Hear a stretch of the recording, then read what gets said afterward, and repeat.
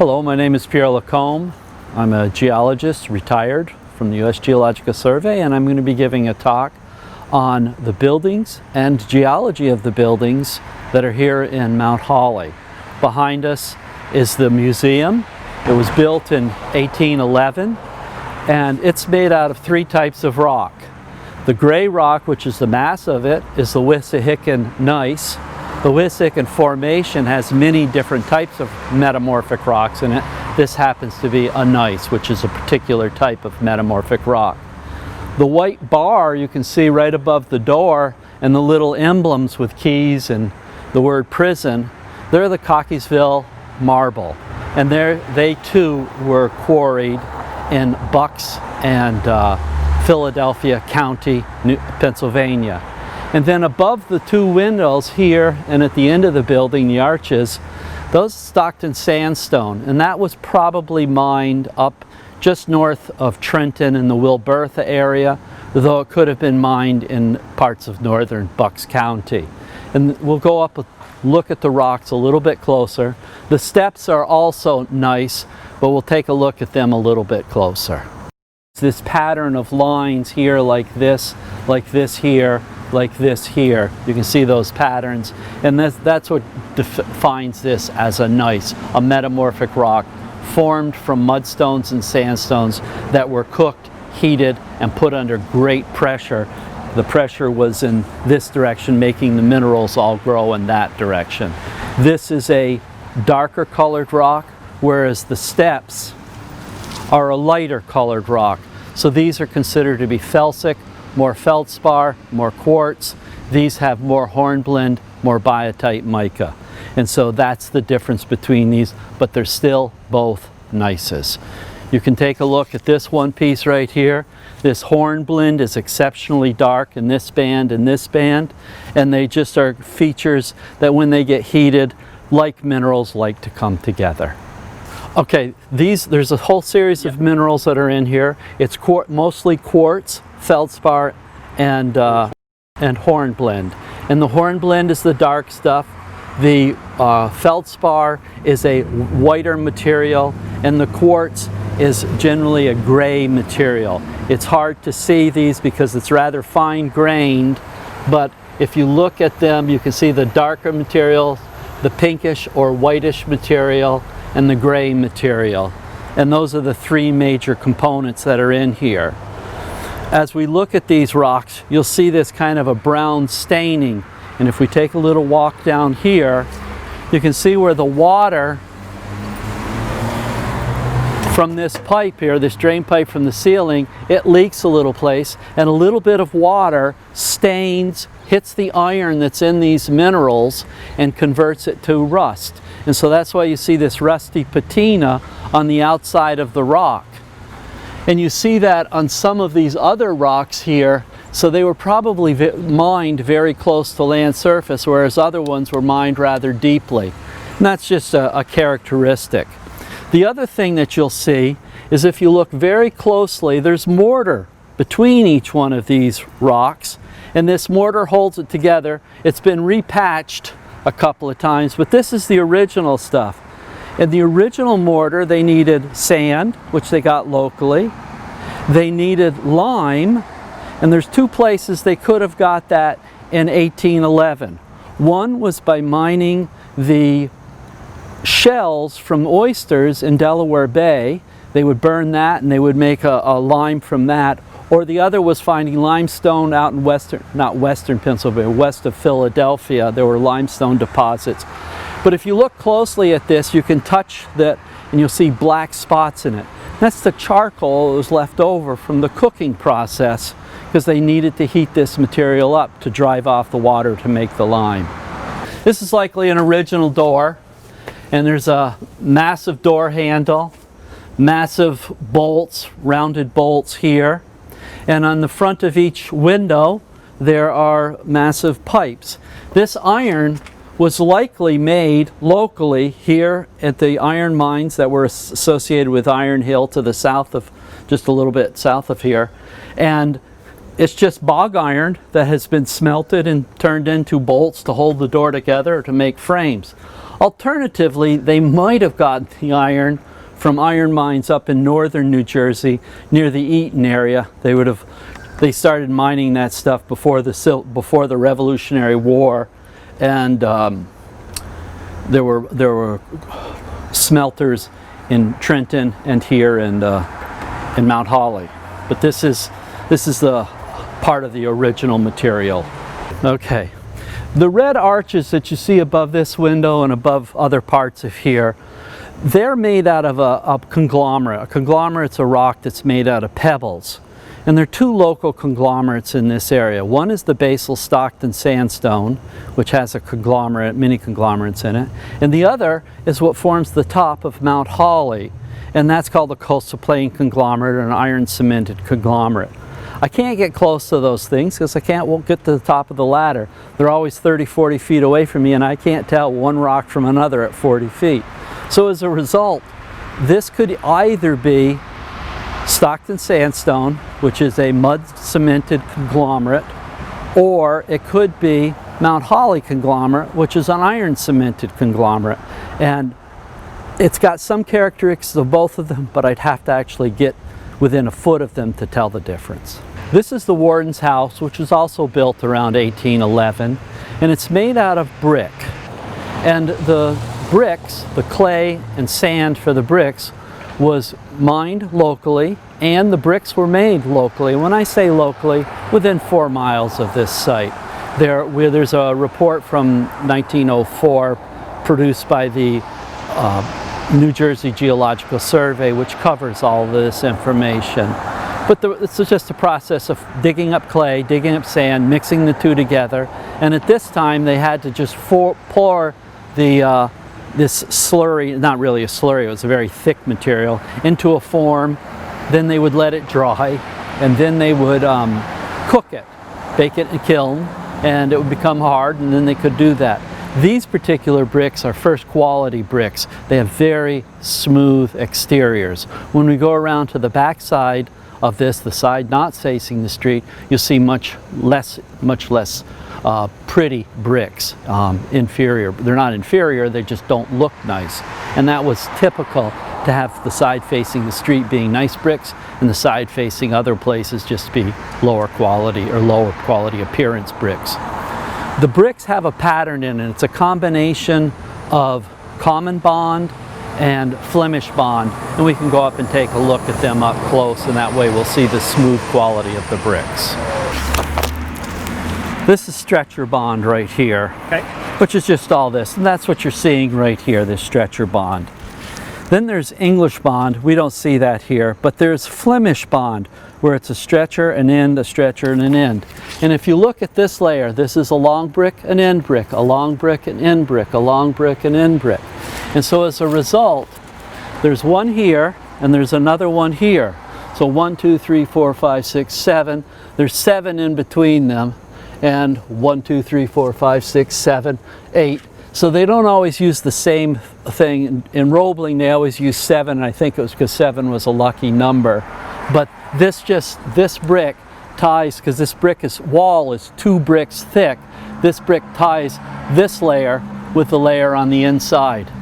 And if you look closely at this wall, this feature right here, that's a fingerprint from one of the men when he was moving this before it was a hard brick. And if you see this pattern right here, the guy threw the clay into a mold, and this sinusoidal pattern right here is a characteristic of handmade bricks. We'll see that better on the other side. He threw stuff in there, punched it down, threw more in, pushed it against the edges of the mold, so he gets this kind of a bowl shape, and then just does it again and again and again. So you see that there, you see it on this one. You don't see it on all of them, but then they had to work the brick afterward to smooth it out when it became a dry brick but not a cooked brick. So there's pictures of them making these. They just lay the bricks, thousands of bricks. After they've made them, they're still wet. They let them cook in the sun for 3 days. That dries them out enough that they can be picked up and handled, as opposed to being a soft mass. And then they stack them all up, put them in a kiln, heat them up for 4 or 5 days in the kiln, and then let them cool down. Then you have an indurated piece of clay and sand. This is the back side of the Wardens House. You can see these are not as nice a quality brick. They're still just as good. They still have this Flemish bond pattern here. It's 1, 2, 3, 4, 5. 1, 2, 3, 4, 5. They've got that 5 pattern here. But they, the bricks are not as nice looking. And they don't have to be. They just have to be functional. And that's what this is right here. They've been repointed. This is probably original pointing right here, or original mortar. So, this is the back of the prison. This is clearly Stockton Sandstone, these steps. These first two are clearly Wissahickon. The remaining steps are clearly Stockton Sandstone. They are not the Mount Holly conglomerate.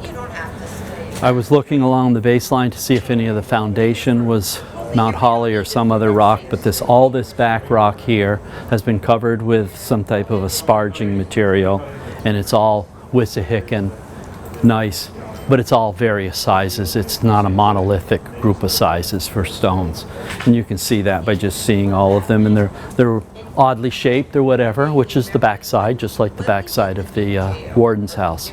It's rough cut. It's rubble type stone as opposed to form stone. If we go back to the front, I will show you the fact that those blocks are 5 inches by 5 inches by varying lengths, but they're perfectly rectangular cross section. These, you can see, this stone is not similar to this stone, not similar to that, not similar to this. They're just various pieces of stone. They're totally functioning, they're just not aesthetically functioning. So these are older style bricks. Modern bricks, they have a rather homogeneous material they're making out of. You can see that there's a pebble right here, and the pebble was probably surrounded by something, or it's a weaker material. And so a modern brick would have gone through a screen, gotten rid of these, but in older, and 200 years ago, they just threw the sand and gravel and the clay together, mixed it up, threw it into a mold. And this is an example of some of the idiosyncrasies of older style bricks, this pebble hole that's right here.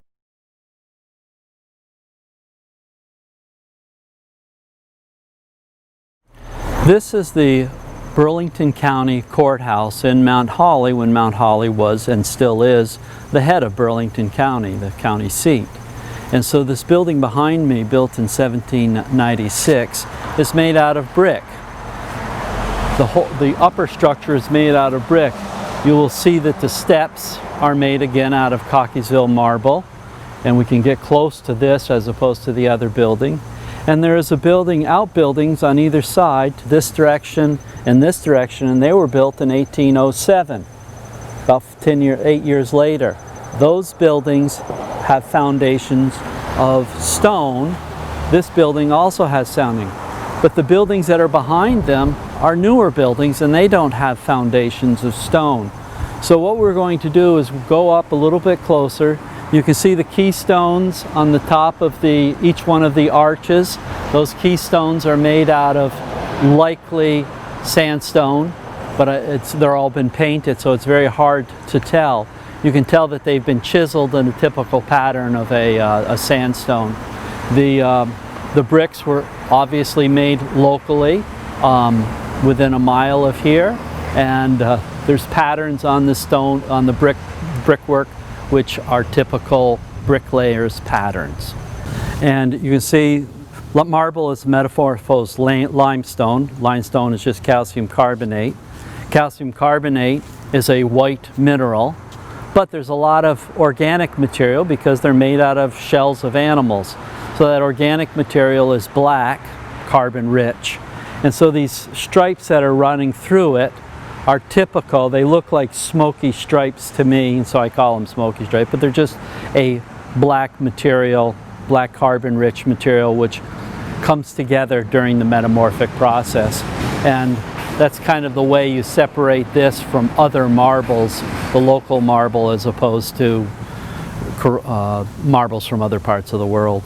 They use stone in these older buildings because stone withstands the ravages of time caused by acid soil, rain. They don't dissolve. Bricks in 1807, they would eventually fall apart, and so it's best to use stone for their foundations. It's more indurated. Once they've got the foundation, then they would use bricks up above for the whole thing. So the brick pattern on here, so this is a stone foundation, whereas this addition over here doesn't have a stone foundation. And so this is a newer feature. The brick pattern, there's regular type, which is called stretcher bond. English bond has this row of vertical or poke in. This Flemish bond is a very ornate bond, and only expensive or important buildings have it. And if you look at these buildings, when we get up close, you'll see this stretch, in, stretch, and in alternating layers when we can get up close to the building. So this is a stretch, this is an end, a stretch, an end, stretch, end, stretch, end, stretch. So this whole pattern here, these were probably glazed pieces and gave a different color, so you get this polka dot effect.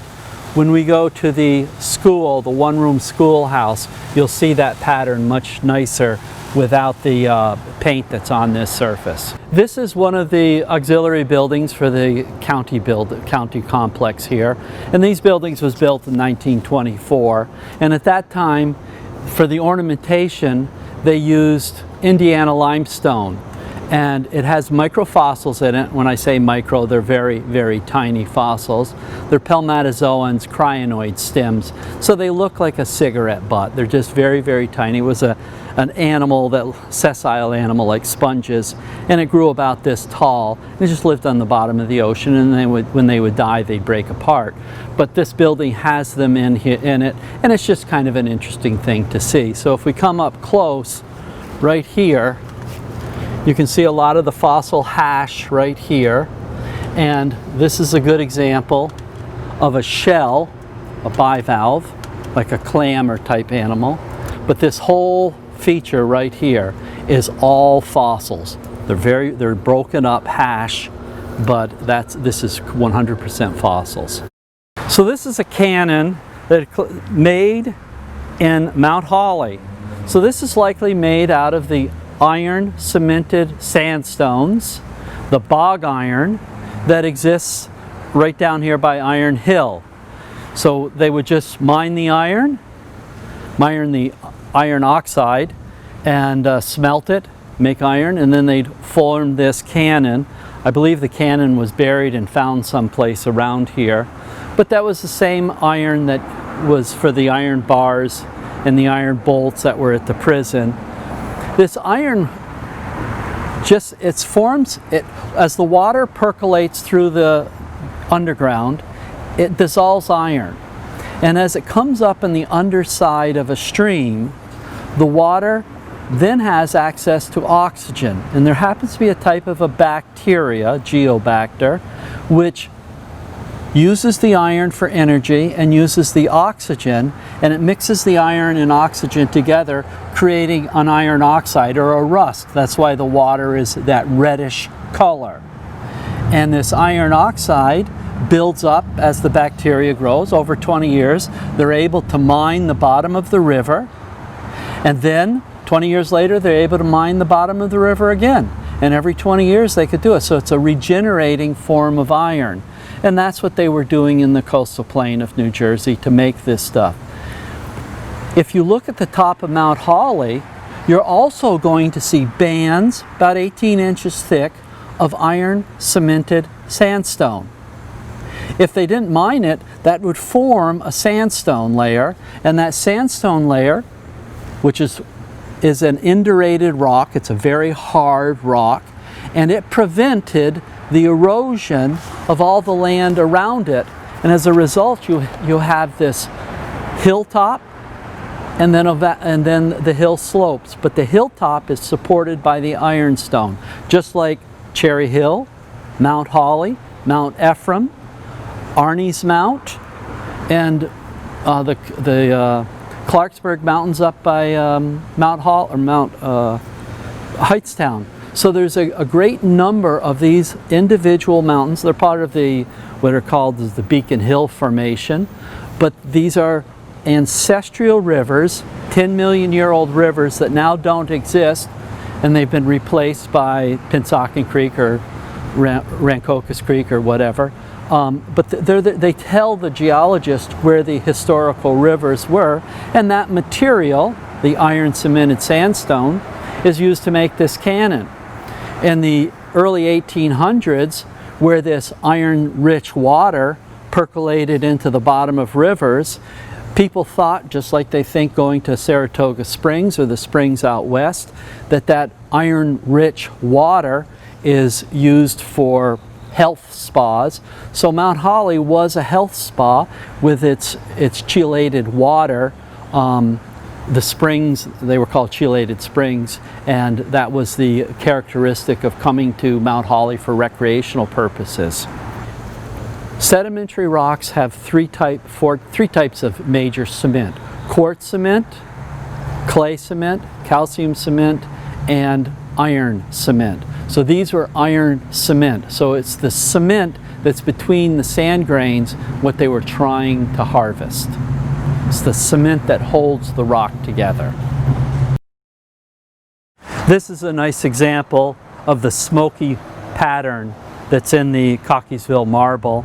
And this is the three steps, very large pieces of marble, and they are sitting on blocks of Mount Holly conglomerate.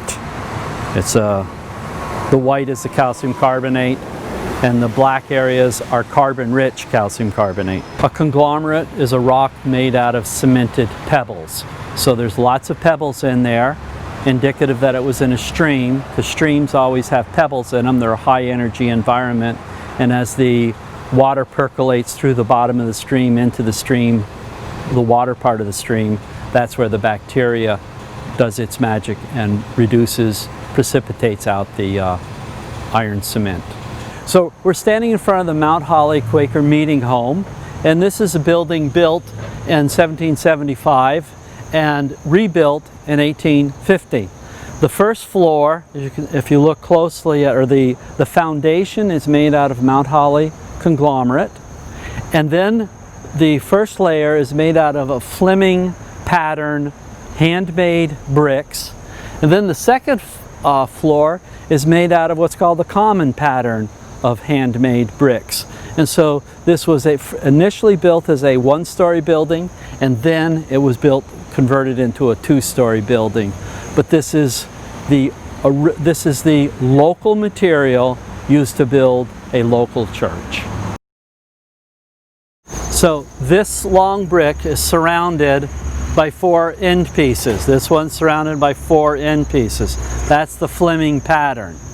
And the common pattern, which is up higher, is a row of butt-ends of the bricks, and then 3 rows or 5 rows of the long end of the brick, the stretcher end of the bricks. So they had one pattern for the bottom, another pattern for the top. The common pattern is a combination of the English bond and the stretcher bond. So you have a row of butt-ends of the stones, and then you have 1, 2, 3, 4, 5, 6, 7 rows of stretcher bond, and then you go back to this row of butt-end. Sometimes this is only 1 row of this, sometimes there's 3, sometimes 5, 7, 9. The Flemish bond, which is in the lower part of this building, there's the stretcher, the long part of the brick, and then it's surrounded by the short end of the bricks. And so the Flemish bond is a much more expensive type of way to lay brick, and it's more time consuming, and it gives you a much prettier pattern. One of the things that's interesting, the part that is exposed to the street was a Flemish bond, but this is a common bond where you're seeing the ends. The back side of the building is a less expensive, less ornate, and so you see this, and then 1, 2, 3, and another row.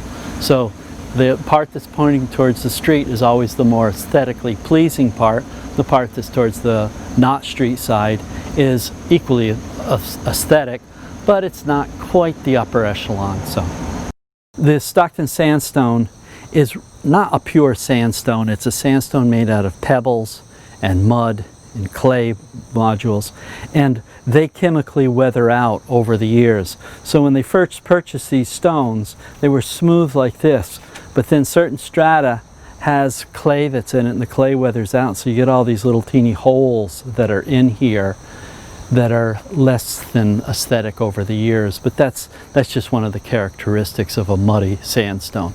But this light pink color was all mined up in the Wilbertha area, on both sides of the Delaware River, and it was frequently just put in canal boats, brought down to on the canal to Bordentown, then downriver into Philadelphia, making a lot of the brownstone homes of Philadelphia, the brownstone homes of New York City. They mined it up closer to New York City, but this probably just came from Wilbertha and brought up the Rancocas Creek to here.